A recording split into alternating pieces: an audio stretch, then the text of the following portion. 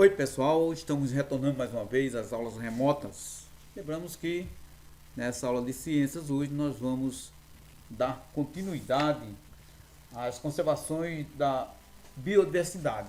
Hoje nós vamos falar de as unidades de uso sustentável.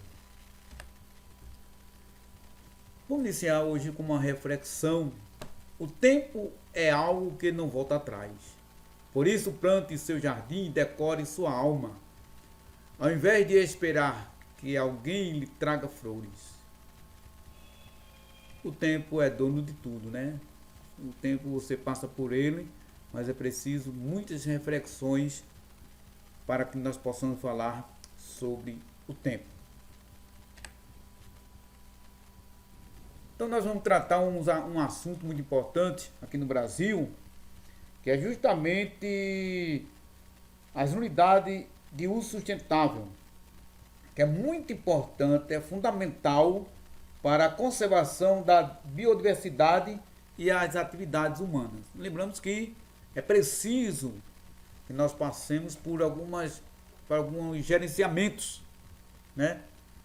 E existe aí várias unidades no Brasil que é justamente são unidades de uso sustentável, ou seja, onde são permitidos a coleta e uso de recursos naturais, contanto que isso não prejudique o processo ecológico e não cause desequilíbrio e o esgotamento de recursos. Então, ou seja, é preciso que se façam um bom acompanhamento quando se tratarmos de ecologia no Brasil. Então, nós temos aqui a área de proteção ambiental, a APA, ela é muito extensa, né? E formada por terras públicas e privadas. Então, inclui diversas paisagens e ambientes, e a finalidade é proteger a diversidade biológica, além de ordenar a ocupação humana e o uso de recursos.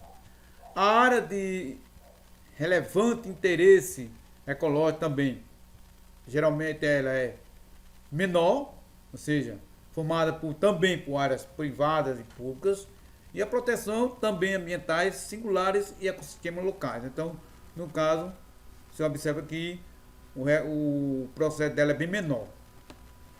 A reserva da fauna, ou seja, a área de população de animais nativos, ou seja, é necessário que se protejam. Você tem uma ideia, aqui em Pernambuco hoje, alguns animais não podem ser caçados, ou seja, é preciso organizar o manejo adequado do recurso para fins econômicos e facilitar estudos científicos. Então, é preciso que toda a área, né, ela seja protegida, e o objetivo maior é que a espécie não seja extinta.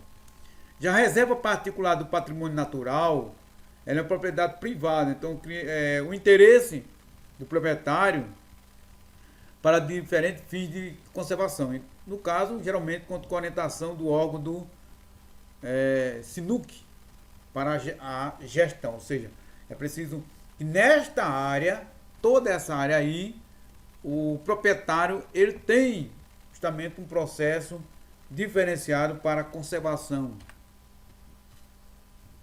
Nós temos a Floresta Nacional, então é a área pública, extensa de cobertura florestal, ou seja, permite-se a ocupação das populações tradicionais que já habitavam a área anteriormente à criação da unidade.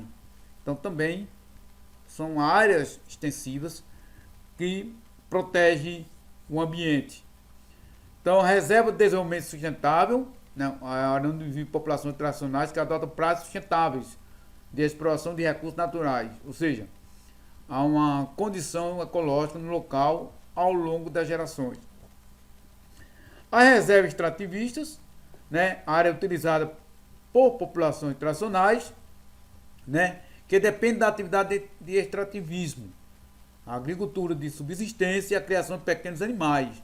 Então ela é uma área de menor recurso, né, mas é preciso que esses recursos naturais elas sejam protegidas. É interessante notar que as três últimas categorias abordadas, né, são de populações tradicionais, ou seja, é um conceito bastante abrangente E que é uma população tradicional? Embora reunidos sob o mesmo conceito, as populações tradicionais representam uma ampla diversidade sociocultural, que compreende povos quilombolas, seringueiros, quebradeiros de coco babaçu, apanhadores de flores sempre-viva, caiçara, ribeirinhas, pranaeiros e diversos outros grupos. Então, nesta área, há uma regulamentação e o conhecimento de suas atividades econômicas, dentro da área de proteção que representam. Só que muitas vezes é um processo longo e burocrático. Mas é preciso o reconhecimento e a valorização da identidade desse povo diante da sua cultura. Nós temos aí uma outra estratégia de conservação. Uma nós já conversamos antes, que tratava de fragmentação do habitat, ou seja, uma espécie de principais causas da redução da biodiversidade, ou seja, a urbanização, a ocupação de terreno para diferentes usos.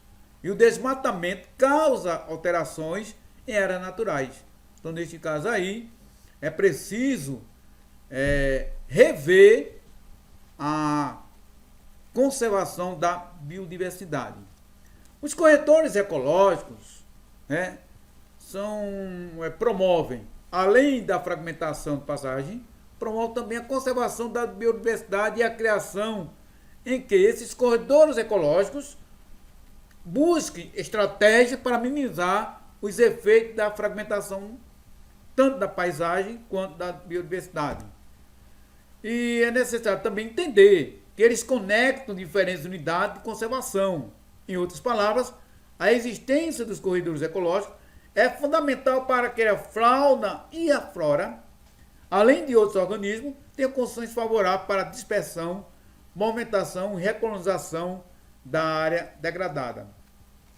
Então, dentro desse processo, né, conectar diferentes paisagens, ou seja, os corredores também possibilitam o fluxo gênico, isto é, troca de genes entre diferentes populações. E o fluxo é essencial para que a genética nessa sociedade, né, de populações, ela pode ganhar um novo norte. Uma outra estratégia, nós temos a restauração ecológica e a sucessão ecológica. Restauração ecológica corresponde à intervenção humana planejada sobre áreas degradadas, ou seja, é preciso da ação humana, o homem reconstituir, restaurar.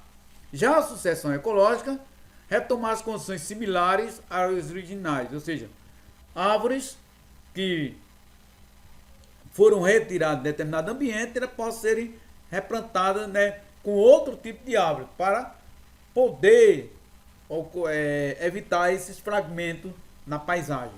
Então, diferentes técnicas e métodos podem ser empregados, como plantio de mudas e sementes de plantas pioneiras nativas, e até mesmo a alocação da serrapatileira, que consiste em uma camada de folhas e outros materiais orgânicos em decomposição sobre o solo de áreas florestais. Então, no caso, é fundamental a importância o reflorestamento.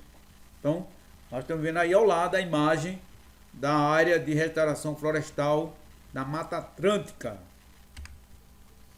E as terras indígenas?